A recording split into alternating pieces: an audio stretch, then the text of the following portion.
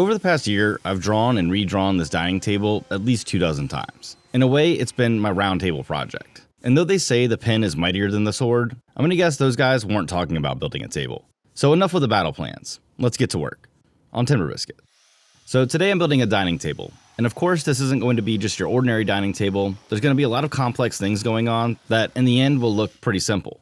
So for this table, I'm going to be using 8/4 walnut. And that's going to make up the majority of the tabletop as well as the base assembly. So with that being said, there's a lot of really large boards to work with on this piece. So since I'm working with S2S lumber and both sides are relatively flat, I decided to go ahead and just skip plane my boards down to their final thickness of 1 3/4 of an inch. But before I get too far ahead of myself with the build details, let's take a quick moment to take a look at the design. So my tabletop is going to sit on a pretty unique base structure that'll give me exposed legs through the top of the table.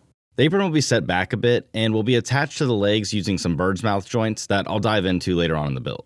Now the table also will feature this subtle curve that will translate onto those legs as well, which should keep those curves really tight. So between those angles on the base, the curves, and those exposed legs, I really had my hands full with this build. Alright, so with the goals all laid out, let's get back to work milling the lumber. Once I had my board skip planed, I could then take the boards back over to the joiner and join a clean edge on one side of all the boards. I like to mark off the clean edge as well as the face that I use against the joiner fence. This way I can reference that face against the top of my saw when I rip down the other side. So with the milling complete, I could take my fresh cut boards over to the table saw and rip them down to their rough width. And I say rough width because I don't actually know what the final width of each board is going to be at this point. For my tabletop boards, I want those to be a bit oversized, and for my leg pieces, I aim for about 1/4 inch over since we're going to laminate and plane them down later on. I know that some people try to aim for all their boards to be even across the top of the table, but I much prefer an organic look when it comes to wood, because it's wood, and we're not trying to build any gym floors here. There are special occasions where I'll aim to have all my boards even, but that usually involves a lot of waste, and with a table this size, that also adds up the expenses pretty quickly. And when I build things, I like to do things that make sense and dollars. Next, I'll bring the boards over to my outfeed table and lay out the grain pattern. From there, I'll mark everything out and then take the boards back over to my joiner one more time and take a light pass just to remove those saw marks using the in-out method we've gone over in the past. Oh, and before I forget, if you guys want plans for this project, just let me know down in the comments, and if there's enough interest, I'll put them together. And if I do put them together, I'll put out a post about it when they're available. Next, I headed back over to the assembly table to lay out the joinery for the dominoes. Now, I don't always use dominoes in my panels, but these are really beefy boards and I want them to align perfectly. So here I felt like the domino was a good option. I'm only going to use 4 across the tabletop just to help reference the boards a bit, as these are less for structure and more for alignment. Now, if you don't have a domino and you're worried about referencing, another option for this would be a biscuit joiner or just dowels. So with the mortises in place, I could pop in my dominoes and proceed to gluing up the top. Now, because this is a really large panel, I enlisted my wife's help to glue it up. And having someone around to help you out is something I'd recommend if you can for large glue ups like this. It really cuts down on the stress levels and allows you to spread out that glue a little bit more quickly. From there, I could go ahead and laminate the boards for my leg assemblies so that we can get to our final thickness of 2.5 inches. And though it's not a competition, this I could do by myself. Which is funny because my wife and I laugh about how competitive we are. But I laugh more. So with the tabletop out of clamps, I could go ahead and address the numerous knots I had in both the top and bottom of the panel. Now, because I'm working with epoxy, this did take a little while, mainly for the epoxy to cure, but I think it's worth doing this step now in case we run into any of these knots while we're trimming out the final shape. The epoxy should fill those voids now, and later we don't have to worry about any awkward epoxy pores. So once the epoxy had fully cured, I could just use my random orbit sander to sand the tabletop up to 150. Next on the to-do list was to rip down the tabletop to just a hair over its final width. And to do that, I'm going to use my track saw and some parallel guides. Now the thickness of this panel was really pushing the saw to its limit.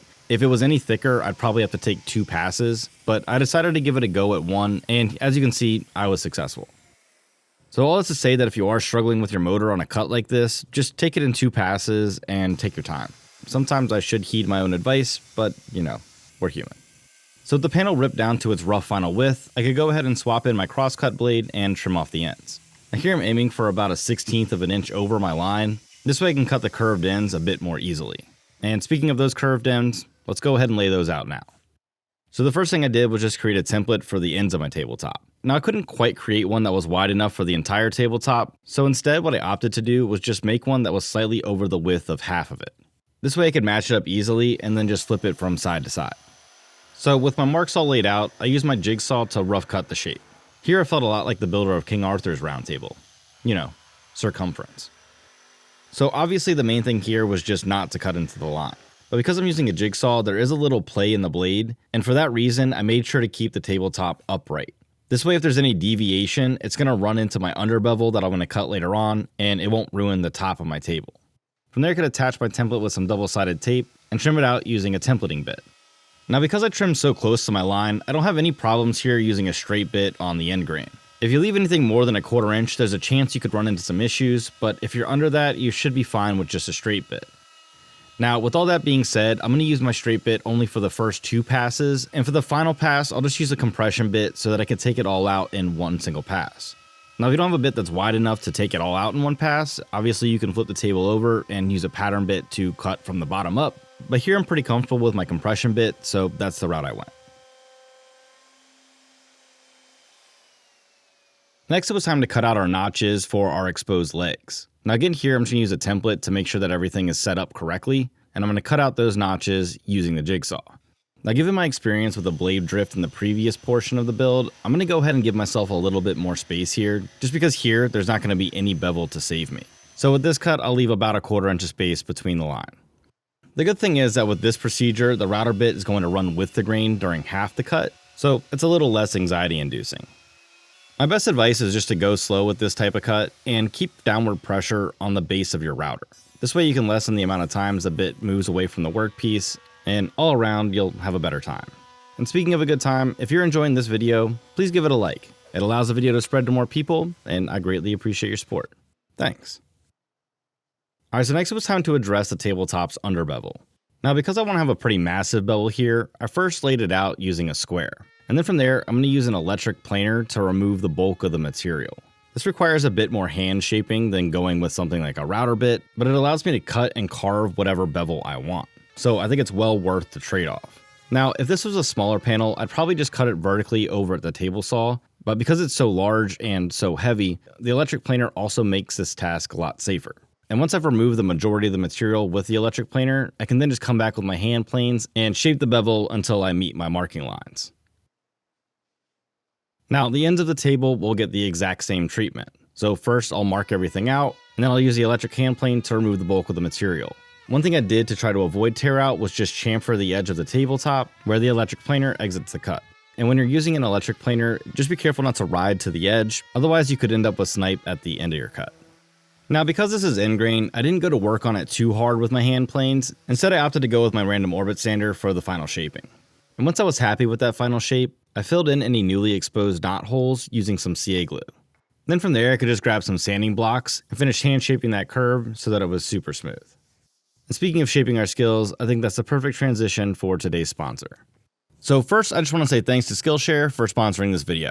Skillshare is an online learning platform where thousands of classes and members can come together to learn new skills and find inspiration for their creative journey. Whether you're interested in photography or graphic design, or maybe you want to take your career to the next level, there are endless opportunities for everyone.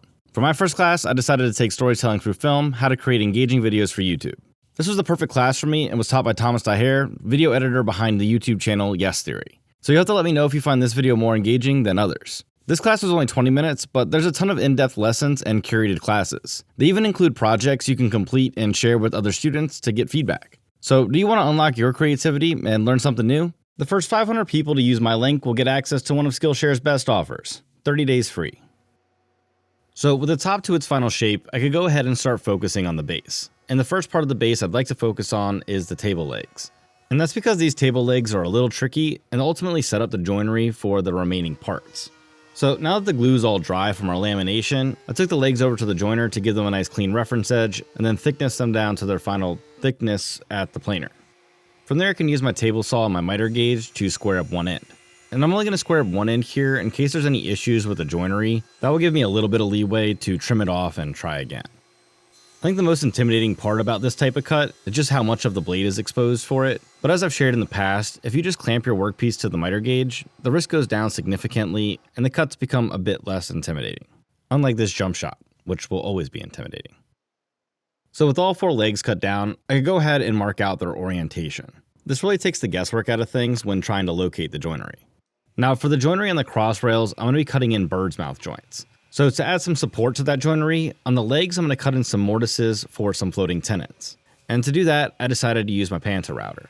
Doing it this way allows me to locate the center of the board and cut it at 45 degrees, which are the two things I need to really align those floating tenons. Now if I didn't have a panta router, I would just make up a jig to hold the workpiece at 45 degrees with a flat table on the top, and then just plunge my mortises from the top side. So while here obviously the panta router makes that cut a heck of a lot easier, it's still very achievable just using a jig.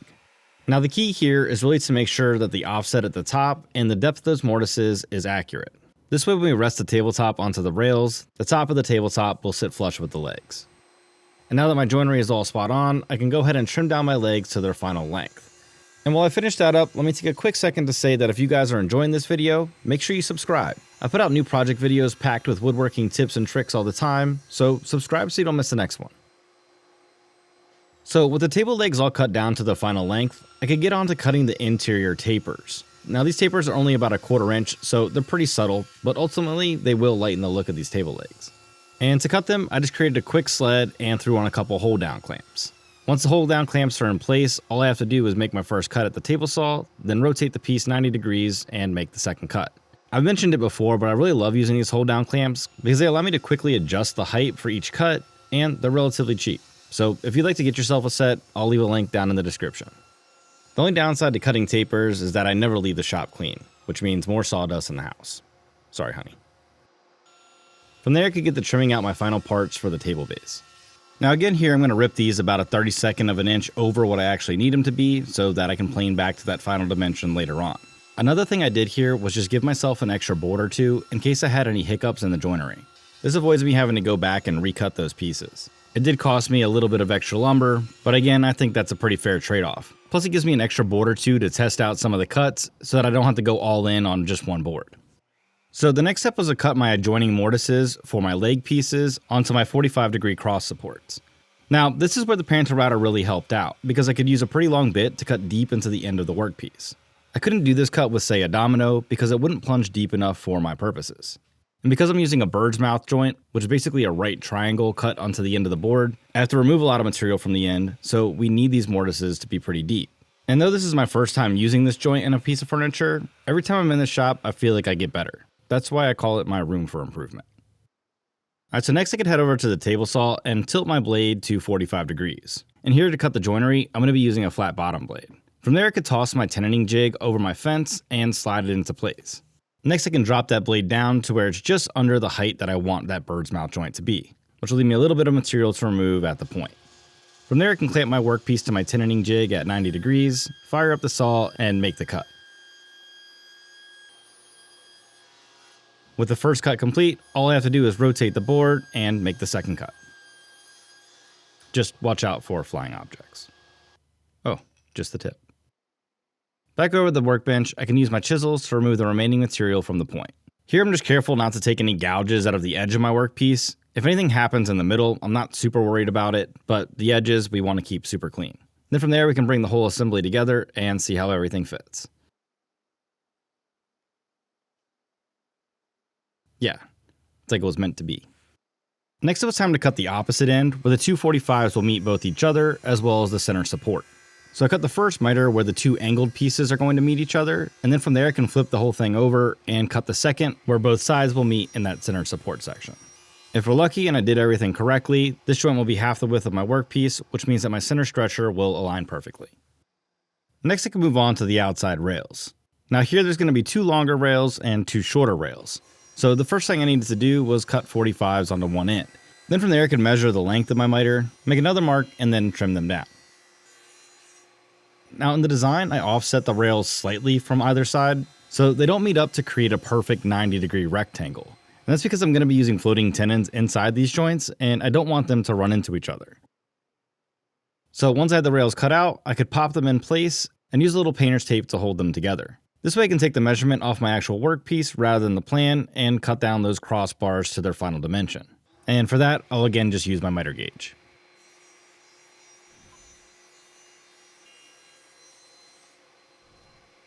So once I have my pieces trimmed down, I could lay out the half lap joinery. And to do that, I'll just use a combination of rules and squares to lay everything out. Here, just err on the side of being a little too snug versus a little too loose so that I can finesse these joints if I need to later on. Back over the table saw, I can pop in my 1/2-inch dado stack to cut the joints, and set the blade height using some setup blocks. Here I'm aiming for those tips to be just over the height of that setup block. This way when I make the cut, the blades will bottom out right on my cut line. And then from there I'll turn again to my miter gauge and clamp to hold everything in place while I cut those half laps.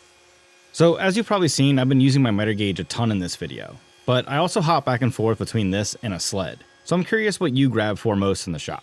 Do you go for the miter gauge or a sled? Let me know down in the comments, and if you start your comment with sled or miter gauge, I'll reply to you guys first, because as always, I know you're paying attention. Oh yeah, she good. So with my cross section fitting oh so nicely, I can go ahead and lay out the joinery for the rails. Now again here for the base assembly, I'm going to go with floating tenons for the joinery.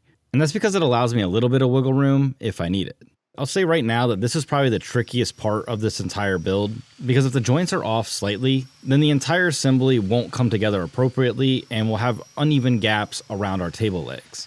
So nailing the joinery was super important and definitely took me a little longer than I expected. Kind of like back in high school when I started that band called Blanket, and we only played covers. Still waiting for it to take off. Next was time to start moving my pieces to their final fit and finish stage. So what I first wanted to do was even out that roundover that was left from the bits when I notched out my tabletop for the table legs. Then from there I can mark out and transfer my template to the tops and bottoms of my leg pieces. Now again there's a taper there, so we're going to have to address that, but first I want to put a slight roundover on all my work pieces. This will ensure that the inside of the legs will nest appropriately into the tabletop, as well as remove a lot of that extra material that I'm going to have to remove to get to my final leg shape.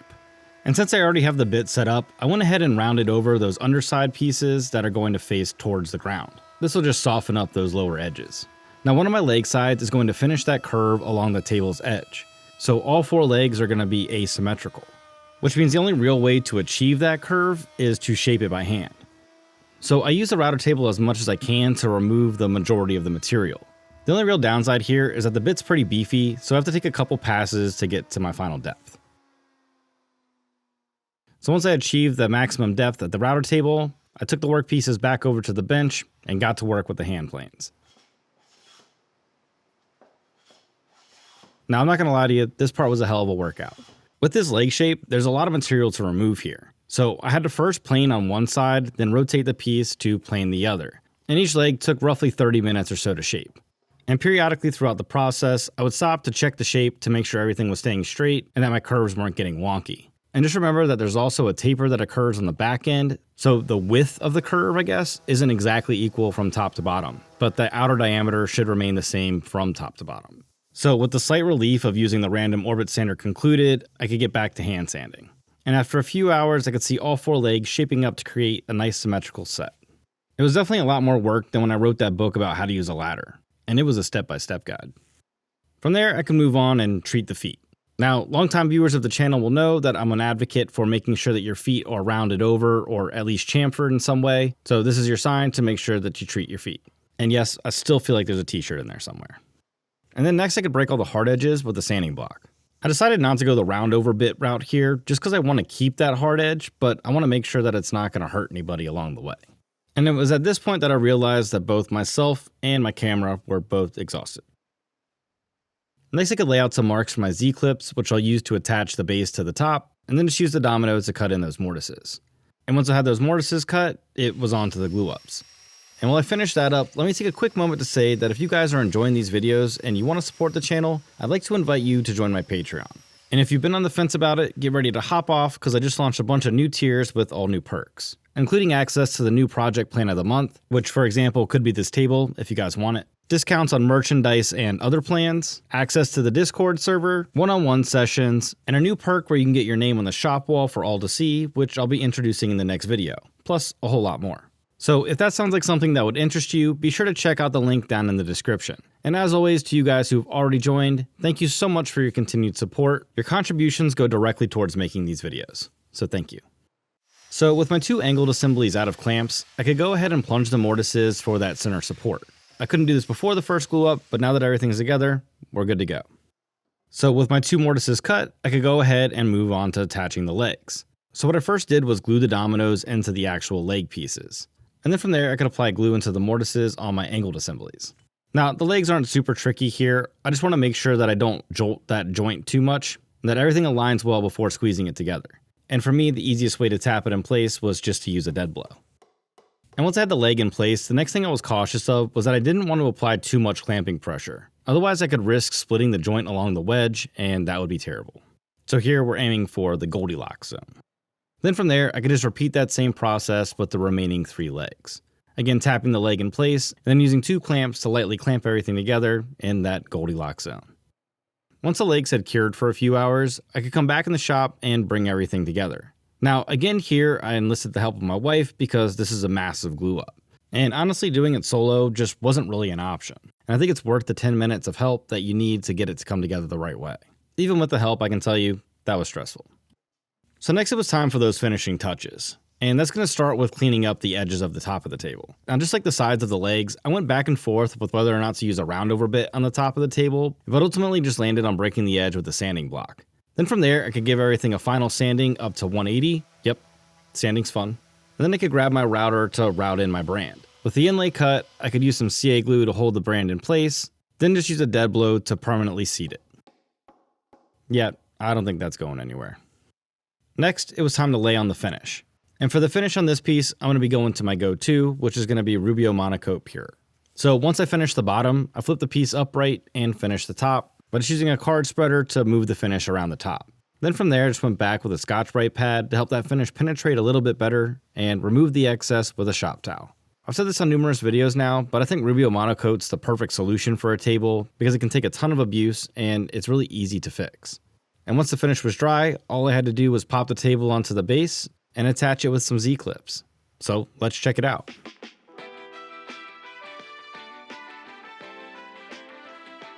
You know, for a simple looking table, this thing has a heck of a lot going on. And I only say that halfway jokingly, because as you've seen throughout this build, there's a ton of complex things going on with this table that most folks wouldn't even notice. So dare I say that this table's fit for a woodwork king? I think so. From the angled rails that run along each corner, to the Birdsmouth joints, the through leg on the tabletop, the subtle tapers, the asymmetrical rounded edges on those table legs. Yeah, I think all those things rule. And at the end of the day, it's a great place for my family, friends, and maybe a few foes to gather and share their experiences. So if you enjoyed this project and you want to see more like it, check out this video over here next. Subscribe so you don't miss the next one, and as always, I knew this would work, and I'll see you next time.